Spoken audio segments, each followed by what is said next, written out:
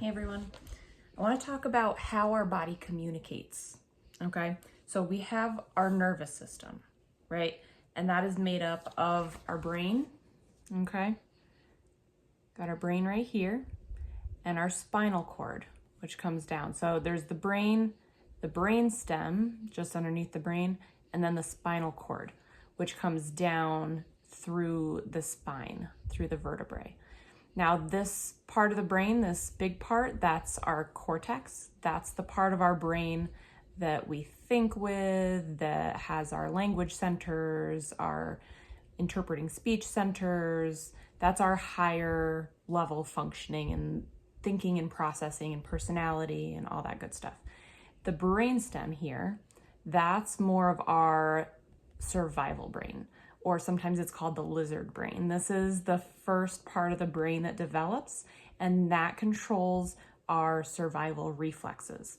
That controls our stress responses, that regulates a lot of our bodily functions, heart rate, digestion, all that. The spinal cord that comes down is all of the nerve fibers that descend from the brain and spinal cord, and from the spinal cord, or brain and brainstem, and from the spinal cord, you have these that come out, which are called the peripheral nerves.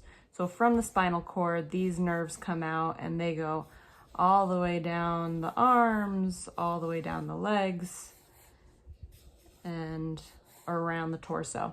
So if you guys ever been to the Bodies exhibit or seen a picture online, when you remove all of the tissue in the body except for the nervous system, you're actually left with the shape of the body. That is how far that the nervous system travels in the body. This is the one system, well, not the only system, but this is one of the few systems that goes through our entire body, every organ system, every muscle, every part of our skin, every inch of our fingers and toes and nose and ears and everything. That nervous system goes through it all. Now, the way this communicates is via electrical impulses and neurotransmitters that travel up and down from the peripheral nerves up to the spinal cord, up to the brain, and then from the brain down the spinal cord and out the peripheral nerves to the body.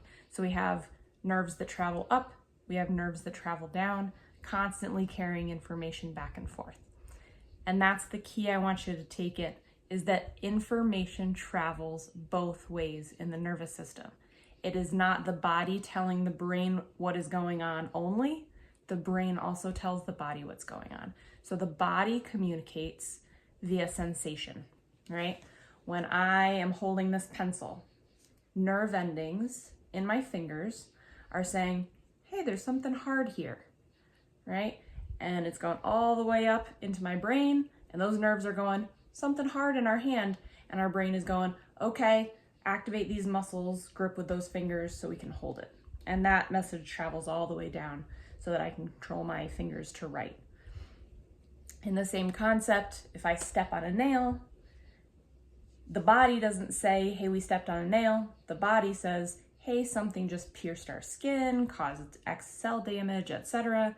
That information travels all the way up to the brain. The brain goes, ow, and tells us that that hurts, which then prompts us to take action to remove the nail, to allow the wound to heal, to make sure it doesn't get infected, all of that. So it goes both ways. So when we're thinking of something like pain or stress or mental health or physical health, the body can affect the mind and the mind can affect the body. You cannot separate them. And for so long, our healthcare system has tried to, continues to try to sometimes, but you cannot. They are so intertwined. It would be like trying to separate molecules of water, right? They're so close together, so intertwined, you can't pull them apart.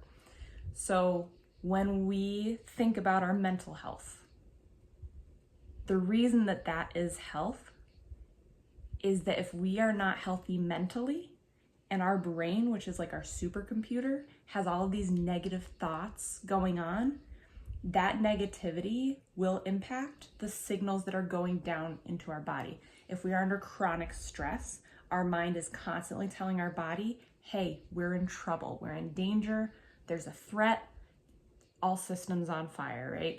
Everything is activated at all times, ready for a stress response. That's a problem.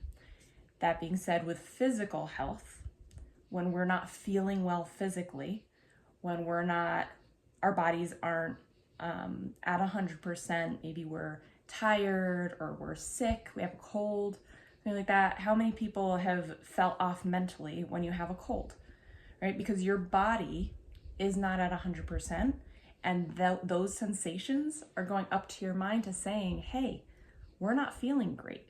So your mind is going to be impacted by that as well. So they go both ways. That's the main thing.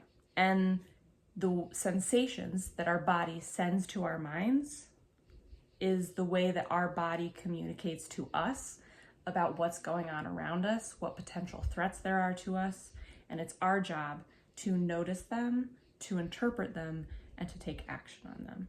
And we'll go a little more in depth on that in another video. But for now, just take in that nervous system goes through everything, and that the mind talks to the body talks to the mind at all times, even when we're sleeping.